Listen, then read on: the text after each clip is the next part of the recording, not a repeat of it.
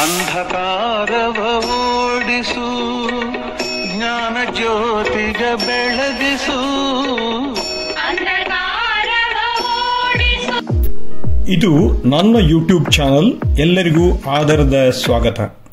ಈ ಬಾರಿಯ ವಿಶೇಷ ತಪ್ಪದ ತುಪ್ಪದ ದೀಪ. ಹೊನ್ನಾವರ ಸಮೀಪದ ಮುಗ್ವಾ ಸುಬ್ರಹ್ಮಣ್ಯ ದೇವಸ್ಥಾನ ಪುರಾಣ ಪ್ರಸಿದ್ಧ. ಇಲ್ಲಿಯ ಸುಬ್ರಹ್ಮಣ್ಯ ದೇವರಿಗೆ ನಾಗಬನಕ್ಕೆ ನಡೆದುಕೊಳ್ಳುವ ಸಹಸ್ರಾರು ಭಕ್ತರಿದ್ದಾರೆ. ಸಹಜವಾಗಿ ಹಣ್ಣು, ಕಾಯಿ, ಮಂಗಳಾರತಿ, ಅರ್ಚನೆ ಇತ್ಯಾದಿಗಳ ಜೊತೆ ಹಲವು ಬಗೆಯ ಸೇವೆಗಳು ಇಲ್ಲಿವೆ.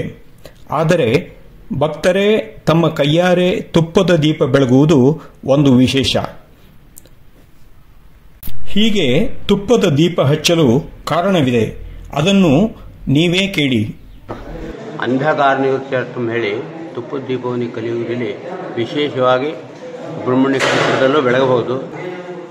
ಮತ್ತು ಈ ಕಲಿಯುಗದಲ್ಲಿ ಎಲ್ಲ ಮನುಷ್ಯರಲ್ಲೂ ಅಂಧಕಾರ ಹೆಚ್ಚಾಗ್ತಾ ಇರುತ್ತೆ. ಅದನ್ನು ಬೆಳಗಬೇಕು ಅಂತ ತುಪ್ಪದ ದೀಪವನ್ನು ವಿಶೇಷವಾಗಿ ಹಚ್ತಾರೆ. ದೀಪೇಶಯಾತವೇದೋ ಭಗ್ಗನ್ನಿರರು ತಿಮ್ಮಮ ಪಶು ಕುಶ್ಯಮ ಕ್ಷಮಾವ ಜೀವನ ದಿಶೋ ದಿಶ.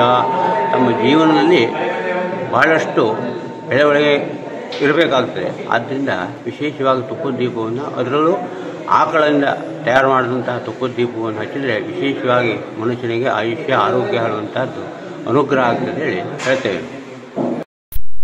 ದೇವಸ್ಥಾನದ ಅರ್ಚಕರ ಮಾತು ಕೇಳಿದರಲ್ಲ. ಬೆಂಗಳೂರಿನಿಂದ ಹೊನ್ನಾವರಕ್ಕೆ ಹೋಗುವ ಹೆದ್ದಾರಿಗೆ ಹೊಂದಿಕೊಂಡ ಹಾಗೆ ಮುಗ್ವಾ ಸುಬ್ರಹ್ಮಣ್ಯ ದೇವಸ್ಥಾನ ಇದೆ. ಇದಕ್ಕೆ ಭೇಟಿ ನೀಡಿದಾಗ ಸೇವಾ ಕೌಂಟರ್ ಅಥವಾ ದೇವರ ಎದುರಿನ ಆವರಣದಲ್ಲಿ ಇರುವ ತುಪ್ಪದ ದೀಪವೊಂದಕ್ಕೆ 20 ರೂಪಾಯಿ ಕೊಟ್ಟು ಕವಿದ ಅಂಧಕಾರ ತೊಲಗಲಿ ಎಂದು ಮನಸ್ಸಲ್ಲಿ ಪ್ರಾರ್ಥಿಸಿಕೊಂಡು ತುಪ್ಪದ ದೀಪ ಹಚ್ಚಬಹುದು.